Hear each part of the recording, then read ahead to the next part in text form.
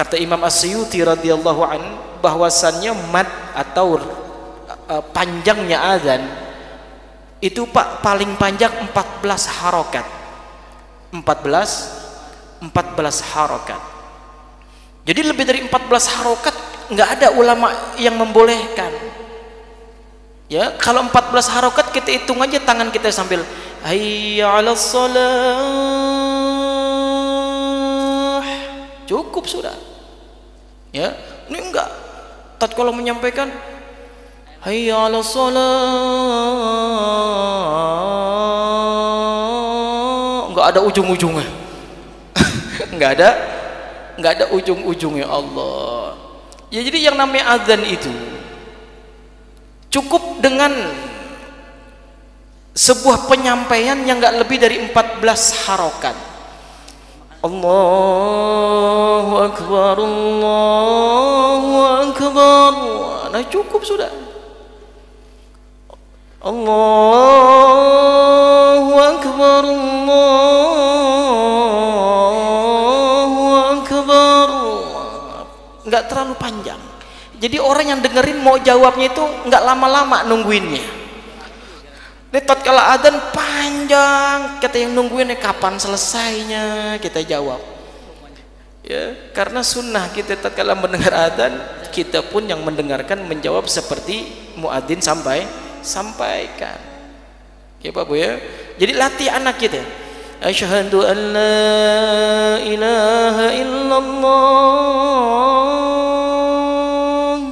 Itu cukup, nggak sampai daripada 10 harokat. Nggak nyampe 10 harokat. Ya, tapi kalau sampai panjang aja, itu mad aja paling panjang Bu di tajwid namanya mad arid lisukun.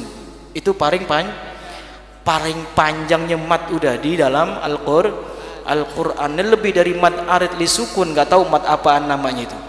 Mad ular kadut kali. Saking apanya Bu? Saking panjangnya. Ya Pak ya. Jadi yang namanya adzan itu ada peraturannya juga dalam fikihnya.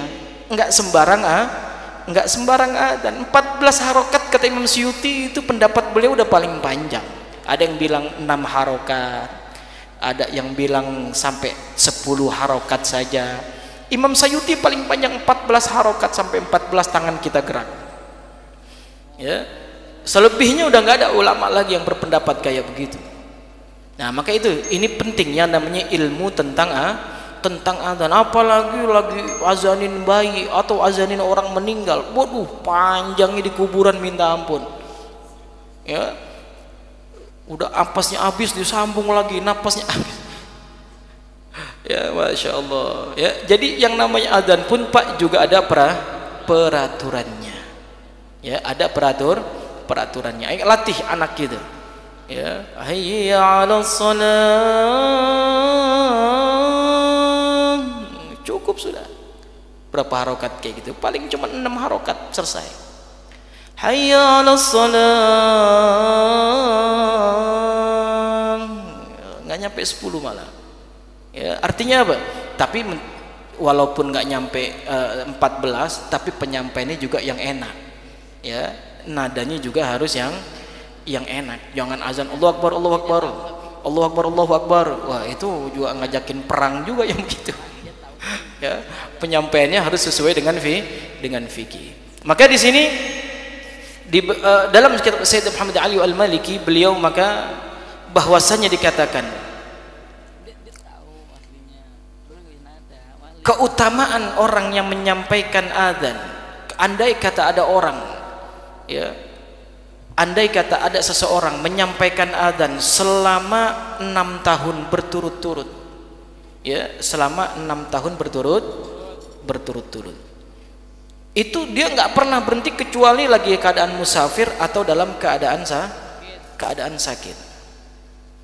Ya, kata hadis baginda Nabi besar Muhammad sallallahu alaihi wasallam, orang yang kayak begitu tuh Pak, ya, orang yang kayak begitu menyampaikan adzan terus menerus, ya, nggak pernah dia berhenti kecuali dalam keadaan sakit.